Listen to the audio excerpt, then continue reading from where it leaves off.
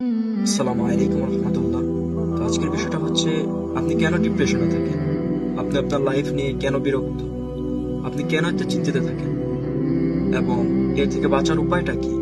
So এর কারণে আমি বলবো, আপনি যখন এই ডিপ্রেশনে থাকেন, আপনি আপনার লাইফ নিয়ে যখন চিন্তিত থাকেন, যখন আপনার লাইফ নিয়ে আপনি বিরক্ত ফিল করেন, তখন আপনি আল্লাহ তাআলাকে ভুলে যান, আপনি ইসলামকে ভুলে যান, আপনি শয়তানের দেখানো পথে চলতে থাকেন। যখনই আপনি শয়তানের দেখানো পথে চলতে থাকবেন, তখনই আপনি ডিপ্রেশনে চলে যাবেন, তখনই আপনি আপনার লাইফটা নিয়ে তখনই আপনি বিরক্ত ফিল করবেন। কেন নয়, আপনি আল্লাহ তাআলার উপর থেকে পুরো বিশ্বাসটা হারিয়ে ফেলেছেন, এজন্য আপনি ডিপ্রেশনে যাইতেছেন।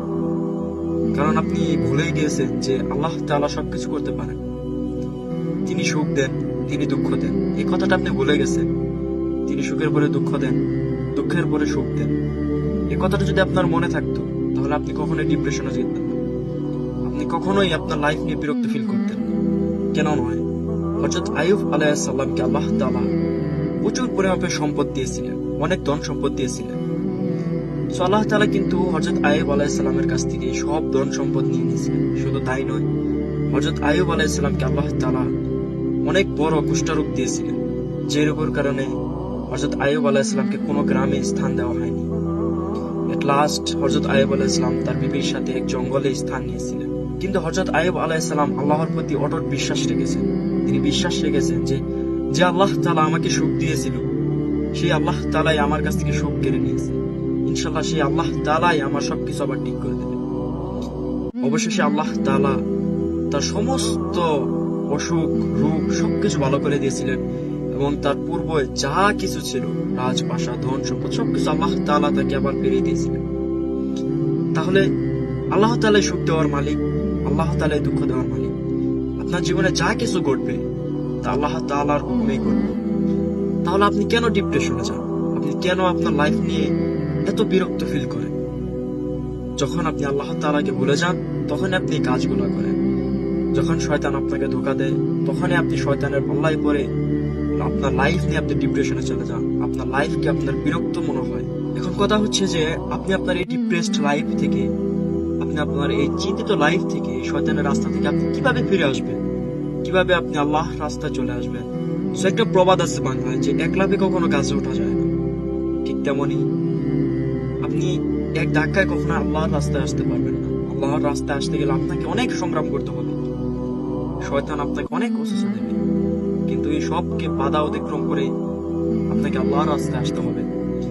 এবং সব সময় একটি কথার উপর বিশ্বাস করতে হবে যে আল্লাহ চাইলে সব পারেন, যে আল্লাহ তাআলা আমাকে দুঃখ দিয়েছেন, সে আল্লাহ তাআলাই আমাকে সুখ দিবেন। এটা আপনাকে সব সময় বিলিভ করতে হবে, বিশ্বাস করতে হবে এই লাইনটা। এবং আপনাকে 5 ওয়াক্ত নামাজ পড়ার অভ্যাস করে তুলতে হবে। আপনি নামাজ পড়েন, দেখবেন আল্লাহ তাআলা আপনার রিজিক বৃদ্ধি করে দিয়েছে। নামাজ পড়ে কান্নাকাটি করে আল্লাহর কাছে চান যে হে আল্লাহ, আমার এই সমস্যা, আপনি আমাকে এই সমস্যা দিয়েছেন, বা প্লিজ আমাকে এই সমস্যাটা সমাধান করে দেন।